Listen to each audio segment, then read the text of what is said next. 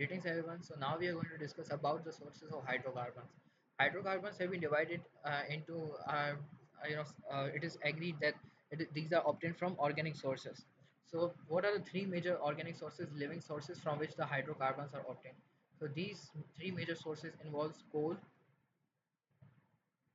second involves oil or petroleum. We also call that as crude oil or rock oil or petroleum. And third includes natural gas, which mainly contains methane. When it comes to coal, coal is the organic source which is formed by the fossil fuel. This is basically the uh, you know fossil fuel which is formed by decaying of uh, dead plants and animals and other living organisms in the soil, which have been decomposed by bacterial and chemical action into coal. So, if we talk about the production of coal is produced by the decay of plants and animals, and the process which is responsible for the conversion of this organic material into coal is known as carbonization. We also call carbonization as destructive distillation or pyrolysis. Now, what actually occurs in carbonization is that the wood is converted into coal. Wood or any other sort of organic material, living material, is converted into coal. Now, this involves a number of steps. First and foremost, wood is converted into, uh, you know, by bacterial and chemical action into a softer coal. The first stage of carbonization, which is known as peat. It is a soft coal, softest coal, cheapest in rate, cheapest in quality because it contains less amount of carbon, 45 to 60% of carbon, right? This contains 45 to 50, 60% of carbon. Now, when peat is further decomposed under high pressure and temperature around 500 to 1000 centigrade inside the under the soil, in the absence of oxygen, it is then converted into its next stage, which is a bit harder, a bit expensive, a bit better in quality, known as lignite. Lignite is used in electricity production, while peat is used for burning of wood. Sorry, it is used for burning of uh, fire. In order to burn fire and get heat energy out of it. And lignite is basically responsible for electricity production. It's the amount of carbon present in it is around 60 to 70%. Lignite is also known as coke, which is obtained when we Lignite is also known as coke, which is obtained when we, sometimes chemically burn carbon in the presence of oxygen. But again, that's a different thing. We are going to cover it someday later.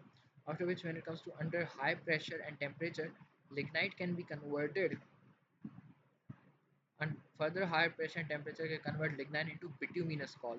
Bituminous coal is also known as the coal gas because it's quite, uh, you know, it's quite harder, and apart from that it contains around 70 to 80% of carbon, so it is more expensive and harder and better in quality than lignite and peat. And bituminous coal is used for making of roads, and that is also used for electricity production, steel productions. Apart from which, when it comes to the fourth uh, type, which is known as the anthracite. Anthracite is the final stage of carbonization, destructive distillation, which contains the highest concentration of carbon, 90 to 95%. 90 to 95%. While bituminous coal contains around 70 to 80%. Now anthracite coal is actually having its purpose for it has got various purpose, for example for brick making, cement making, um, for synthesis of several compounds and stuff. So anthracite is basically also known as coal tar. More than 200 compounds can further be synthesized from coal tar or anthracite, which are further utilized in perfumes, dyes, dyes, medicines, and photographic material, and other such stuff. So, in that sense, it can also be utilized for domestic uses, such as for burning of coal, as it is the most expensive form and the most carbon containing form, most qualitative as well, and contains the highest percentage of carbon as well, and is the last way, so it is quite expensive and the hardest type of coal as well. So this is what we call as the process of carbonization. Although it's a huge process which requires a lot of explanation, we are just going to, that's just the basic structure of how does it work like. All right. So these are the steps in which coal is formed. Now, some important points to remember about coal is that 184 billion tons of coal is found in Pakistan, and out of 184 billion tons of Pakistan, 80% of coal is utilized in commercial purposes, and 20% of it is utilized in um, domestic purposes. Coal reserves in Pakistan are found in different areas, such as in lower areas of Balochistan and Sindh, and Khyber Pakhtunkhwa as well. Apart from which, the second source which we are going to talk about is petroleum. Petroleum is basically derived from the word Greek word petra, meaning rock, and oleum, meaning oil. Petroleum is basically the rock oil or crude oil which is obtained from um, deep underground, obtained deep underground with not only the hydrocarbons but also with several sort of impurities, water and salts and hydrocarbons and other such stuff, which makes it quite useful for for various purposes. The process through which the petroleum is purified is known as fractional distillation. By fractional distillation, we obtain different compounds, from the petroleum. For example, the petrol we use, the gasoline we use in our cars is basically a derivative, a filtered and purified form of petroleum. The diesel we use in trucks, the paraffin we use in airplanes, and the naphtha we use for burning, all of these are basically coal, which sorry, petroleum, which is obtained in the form of a blackish thick liquid known as crude oil. Now, the fractional distillation works on the mechanism of boiling point, on the basis of boiling point of different compounds.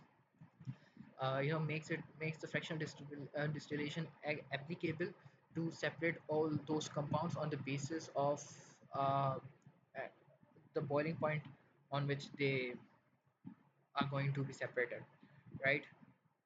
So the crude oil, so there are two major components. The first component, there are two major components of the fractional distillation. The number one component is boiler. From the bottom, we are having a boiler in through which the boiler from which the crude oil goes inside the fractional distillation chamber, and on the upper side we are having a condenser. Before moving the crude oil into the boiler, the crude oil undergoes a number of processes such as coagulation in order to coagulate all the salts, as well as segmentation in order to segment all of the impurities out of the crude oil, alongside dehydration in order to remove all the water, salt and impurities out of the crude oil, so that there's only hydrocarbon content inside the crude oil, and all other inorganic contents and impurities are removed from the crude oil. So for that, we have coagulation, segmentation, and many other processes occurring in order to purify the hydrocarbon version, having only the crude oil having only hydrocarbons inside it. That is done because the boiler is having its wall made up of some sort of metal, and if the impure crude oil is simply put into the metal, then it can then the water present inside the boiler can start boiling up, heating up, due to which it can form water vapors, and thus can cause moisture over the walls of the boiler, causing it to causing it to corrode, and thus this corrosion leads to you know um, um, uh, decreasing the quality of The boiler, as well as the salts present inside it, when they heat up, they cause to create holes uh, in the boiler, which can cause ultimately the boiler to burst out as a result of high temperature inside the boiler. So it is necessary to remove all the impurities out. Now, when the crude oil is taken in, is with all hydrocarbon content, is put inside the fractional distillation chamber.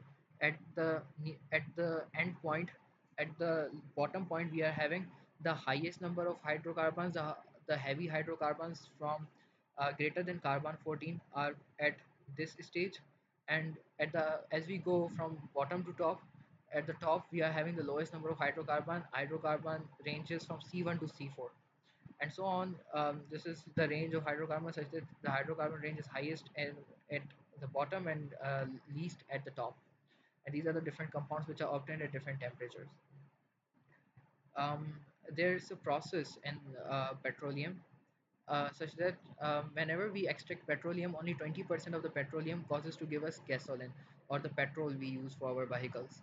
But the commercial need of gasoline is more than 20% of the of what is obtained from petroleum. So, in order to gain more gasoline, some of the high hydrocarbon compounds, which are having higher number of carbon atoms than gasoline, are then converted into gasoline by breaking them down, or at high temperature, high pressure, or by providing catalyst, or by providing steam. So in that sense, these high hydrocarbons which are converted into gasoline compounds, or low hydrocarbon compounds to obtain gasoline, is known as cracking. This process is known as cracking, in which we obtain gasoline by breaking high hydrocarbon compounds into low hydrocarbon compounds. There are three major types of cracking. Number one is thermal cracking, in which we provide high temperature and pressure. Thermal cracking causes us to provide short chain unsaturated hydrocarbons such as ethene, propene, butene. And second type is catalyst cracking. Catalyst cracking is the one in which we utilize low temperature, low pressure 2 atm, and alongside that we utilize catalyst, which is known as alumina, a mixture of alumina, Al2O3, and silica.